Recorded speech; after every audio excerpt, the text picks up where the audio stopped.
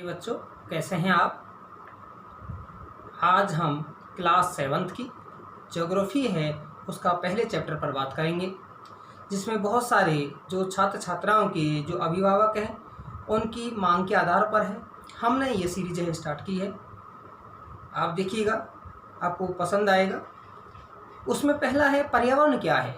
देखिए, पर्यावरण है वो अंग्रेजी भाषा के एनवायरनमेंट से बना है और जो कि फ्रेंच भाषा का एक शब्द है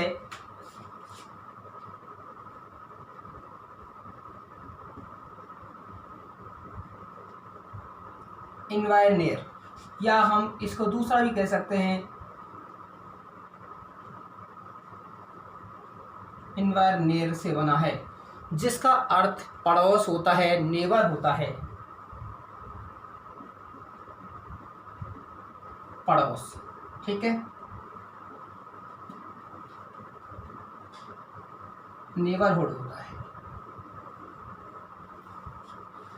अब समझ में आता है कि पर्यावरण होता क्या है।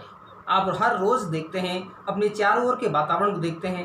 हम कहते हैं पर्यावरण क्या है कि हमारे चारों ओर का ही जो हम दिखाई देता है वही पर्यावरण है। अर्थात इसको हम इस तरह से कहें कि किसी जीवित प्राणी अर्थात हमारे चारों ओर जो हमारा वायुमंडल का आवरण ही पर्यावरण कहलाता है। मेरे ख्याल से समझ में आ गया होगा कि पर्यावरण क्या है। हम सभी का, चाहे आप हैं, हम हैं, उन सभी के चारों ओर का वातावरण है। और आप देखेंगे पर्यावरण में बहुत सारी चीज़ें आपको प्रभावित करती हैं और आप भी उनको प्रभावित करते हैं। जैसे मान लीजिए आपको खड़ा कर दिया जाए कहीं जंगल में या कहीं ग्राउंड में खड़ा कर दिया जाए। अब आप हैं, आप कुछ लोगों को प्रभावित करेंगे और आपको वो लोग भी प्रभावित करेंगे। हो सकता है कुछ लोग आपको प्यार करें, कुछ लोग आप में थप्पड़ भी मारें। उसी तरह से आप भी हैं। आप जब कहीं पर खड़े होते हैं, मान लीजिए आपके पास बाइक खड़ी है, यह आपका मानव स्वभाव है कि आप कुछ ना कुछ छेड़छाड़ उसके साथ में करते रहते हैं। इसी तरह है प्रकृति भी।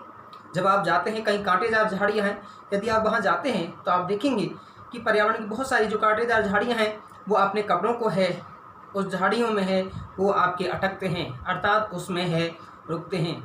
तो ये सारी चीज़ है कि पर्यावरण के बहुत सारे तत्व हैं, आपस में एक दूसरे से प्रभावित होते हैं तथा एक दूसरे को प्रभावित करते हैं। दूसरा आता है कि पर्यावरण के जो घटक हैं दो प्रकार के हैं। एक आपके नेचुरल और एक होते हैं आपके ह्यूमन। आपके अर्थात हम कहें हमारे नेचुरल एनवायरनमेंट, प्राकृतिक पर्यावरण, और दूसरा होता है हमारा मानव पर्यावरण, ह्यूमन एनवायरनमेंट। दूसरा देखेंगे हम इसको इस तरह से भी कह सकते हैं कि पर्यावरण जैविक और अजैविक, अर्थात जीवीय और अजीवीय, अर्थात इसको ये कहें हम बायोटिक और एबायोटिक। एबायोटिक के अंतर संबंध का अध्ययन है। अर्थात बायोटिक में कौन सा है, जीवीय पर्यावरण क्या है, जो आपकी लिविंग ऑर्गेनाइज्म है आपकी, अर्थात लिविंग थिंग जिसमें जीवन पाया जाता है, जैसे पेड़ पौधे, जीव जंतु, बहुत सारे छोटे छोटे कीड़े हैं आपके, इंसेक्ट हैं, वो सारे क्या हैं आपके जीवी हैं, अर्थात आपके बायोटिक हैं। दूसरे हैं आपके एबायोटिक, आपके अर्थात जहाँ जिसमें जीवन नहीं पाया जाता है, जैसे लैंड है आपका, जो सनलाइट है आपका, सौरताप है आप, अर्थात इंसोलेशन है आपका, ह्यूमिडिटी है, आर्द्रता है, वो सारे कैसे हैं आपके, वो आपके नॉन लिविंग एलिमेंट हैं। मेरे ख्याल से यहाँ तक क्लियर होगा आपका। अब दूसरा आता है नेचुरल एनवायरनमेंट, प्राकृतिक पर्यावरण। उससे पहले हम एक और चीज़ सुन लेते हैं।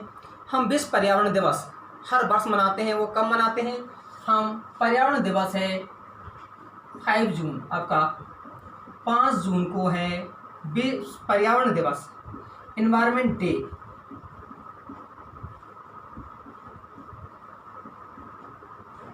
दिवस मनाते हैं। उसके बाद हम बात करते हैं कि पर्यावरण के हमने दो घटक बताए, एक आपका है नेचुरल एनवायरनमेंट और दूसरा है हमारा ह्यूमन एनवायरनमेंट। देखिए, भूमि, जल, वायु, पेड़ पौधे और जीव जंतु मिलकर के ही, अर्थात लैंड, वाटर, आपका एयर, आपके जो फ्लोरा एंड फौना है, उन सभी को मिलकर के ही हम एक नेचुरल एनवायरनमेंट कहते हैं, जिसके 4 पार्ट होते हैं। कौन कौन से हैं उस पर हम बात कर लेते हैं।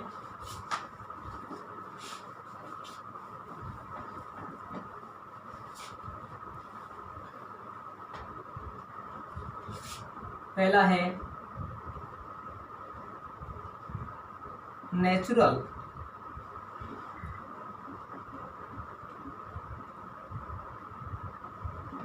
एनवायरनमेंट,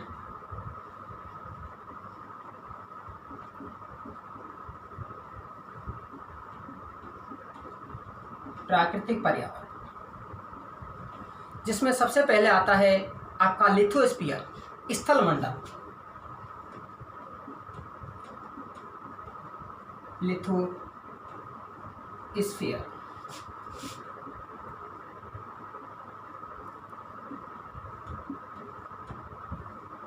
अब देखिए लिथोस्फीयर क्या है, स्थल मंडल क्या है?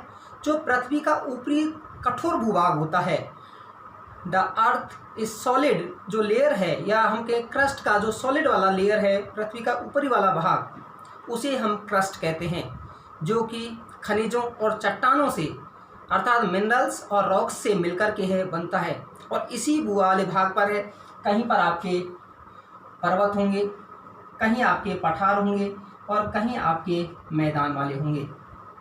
ये वाले भाग हैं किसमें पाए जाते हैं? लिथोस्फीयर में ही पाए जाते हैं। और आप देखेंगे इसी लिथोस्फीयर वाले भाग में ही कहीं आपकी घाटियाँ भी पाई जाएंगी।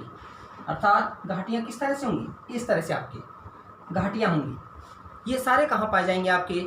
आपके स्थल मंडल अर्थात लिथोस्फीयर पाए जाते हैं। दूसरा है हाइड्रोस्फीयर,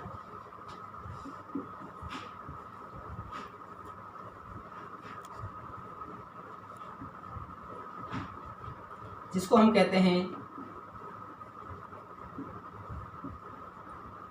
जलमंडल।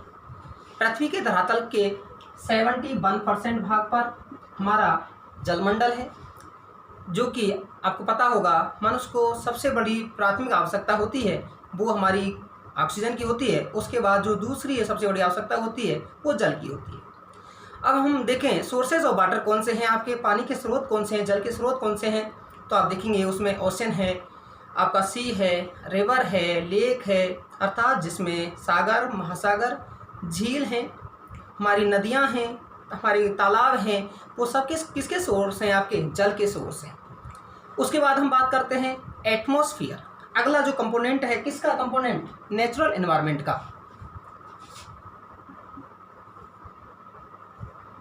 एटमॉस्फेयर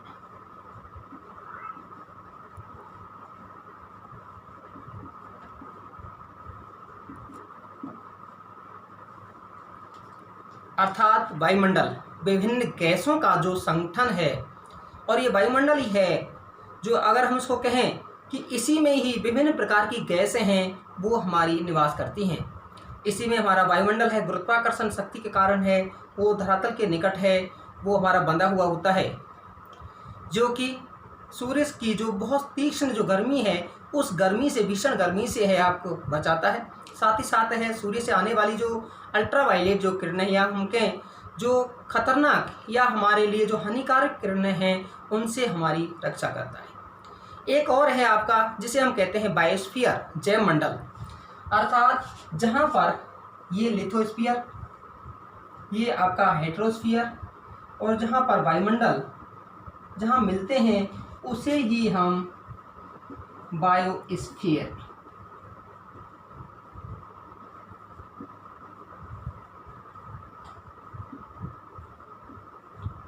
जैवमंडल कहते हैं। अर्थात इन तीनों का इंटरेक्शन जहाँ पर होता है उसे ही हम बायोस्फीयर है कहा जाता है। एक शब्द और आता है आपका इकोसिस्टम, परितंत्र क्या है?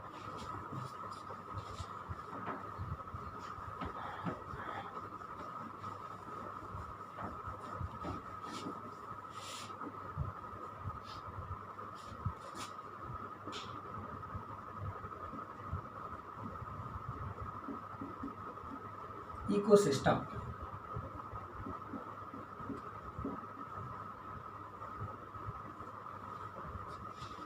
परितंत्र, देखिए कि विभिन्न प्रकार के आप देखें पर्यावरण में है विभिन्न प्रकार के जीव जंतु, पेड़ पौधे, अर्थात जीव जंतु पेड़ पौधे हैं, प्राकृतिक पर्यावरण के साथ के अंतर संबंधों का अध्ययन ही हम क्या कहते हैं? आपका परितंत्र कहते हैं।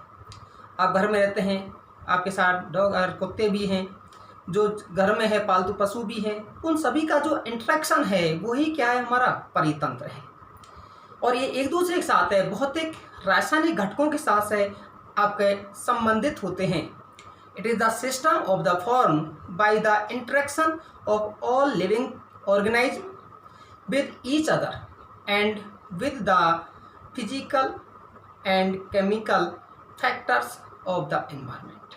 ये हमारा क्या है, आपका इकोसिस्टम है। अब दूसरे पर चलते हैं हम, ह्यूमन एनवायरनमेंट। पहला हमारा हुआ नेचुरल, दूसरा है ह्यूमन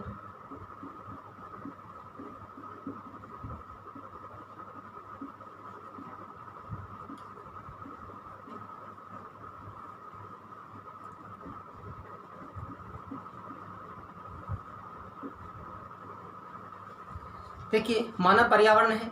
मनुष्य जब से प्रकृति में आया है, अर्थात जब से इस धरातल पर आया है, उसके साथ कुछ ना कुछ छेड़छाड़ है वो करता रहता है।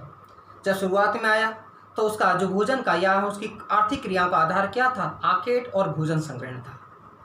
जैसे आग का आविष्कार हुआ, उसने है पकाकर खाना शुरू किया।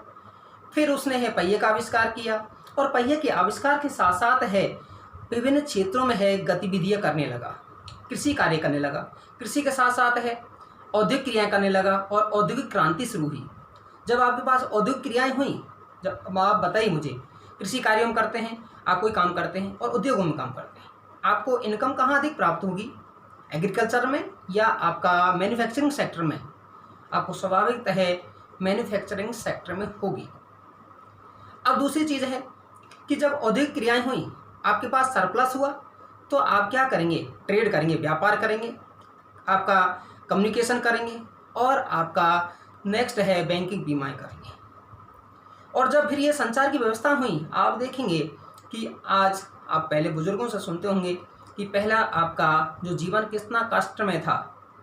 लोगों को एक स्थान से दूसरे स्थान तक आने में है, अर्थात 50 किलोमीटर तक दूरी तक पहुंचने में 2 दिन लग जाते थे, लेकिन आज आप देखेंगे कि आपका 100 किलोमीटर तक भी है 1 घंटे में पहुंचा जा सकता है। यदि आप पर्वतीय क्षेत्रों में बात करते हैं तो वहाँ भी है 2 से 3 घंटे में है वहाँ पहुंचा जा सकता है। वो सब किसकी वजह से हुआ है, हमारा ट्रांसपोर्ट एंड कम्युनिकेशन की वजह से हुआ है। आज हम आपसे बात कर रहे हैं, ये डिजिटल माध्यम से बात कर पा रहे हैं। आप अपने घर पर बैठे हुए अपने जो भी सगे संबंधी हैं, चाहे वो हमारे देश में रहते हों, चाहे अपने राज्य में रहते हों, चाहे किसी डिस्ट्रिक्ट में रहते हों, उनसे आप वर्चुअल माध्यम से जुड़ करके है बात कर पाते हैं। वो सब किसकी वजह से हो पाया है, आपका इस संचार क्रांति के कारण हो पाया है। अब उसमें और हम बात करते हैं कि जब हमारे यहाँ इतना विकास नहीं हुआ, तो पहले जो ट्रेड चलता था, अर्थात जो व्यापार होता था, वो कैसे होता था, आप बता सकते हैं? आप देखेंगे, आज भी आप भी क्लास में पढ़ते हैं, एक दूसरा का कोई अपने घर से सामान लेके आता है तो आप एक दूसरे को खिलाते हैं। क्या उससे पैसा लेते हैं? नहीं लेते हैं। वो आपको कोई सामान खिला देता है, आप उसको दूसरा खिला देते हैं। अर्थात जब सेवाओं का आदान प्रदान, अर्थात हम कहें गुड्स एंड सर्विस, वस्तु और सेवाओं का आदान प्रदान बिना मुद्रा की सहायता से किया जाए, उसे ही हम क्या कहते हैं, वस्तु विनिमय कहते हैं, बार्टर सिस्टम कहते हैं। पहला आता है बार्टर सिस्टम।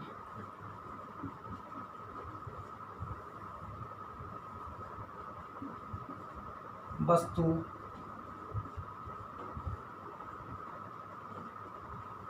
विनिमय, अर्थात जब सेवाओं का आदान प्रदान बिना मौद्रिक मूल्य के ही किया जाए। जैसे आपके पास गाय है और दूसरे के पास मान लीजिए चावल उत्पादन होता है, आप चावल के बदले है गाय का मूल्य है निर्धारित कर सकते हैं और हमारा आपस में है लेन देन कर सकते हैं। या कोई चावल उत्पादन करता है, कोई गेहूं का उत्पादन करता है, वो आपस में एक दूसरे से ले से बदल सकते हैं। वो क्या है, हमारा वस्तु विनिमय प्रणाली है। अर्थात barter system is the trade in which goods and service many are the exchange without money. अर्थात जहाँ वस्तुओं और सेवाओं का लेन देन है बिना मौद्रिक मूल्य के किया जाता है, उसे हम वस्तु विनिमय है वो कहते हैं।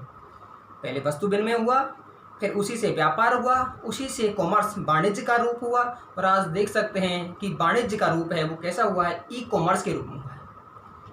आप बहुत सारी सामान है ऑनलाइन है वो आप मंगाते हैं, आपके पेरेंट्स मंगाते हैं, आप भी मंगा लेते हैं।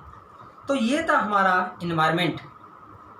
कैसा लगा आपको, कितना समझ में आया, आप मुझे कमेंट बॉक्स में बताइएगा।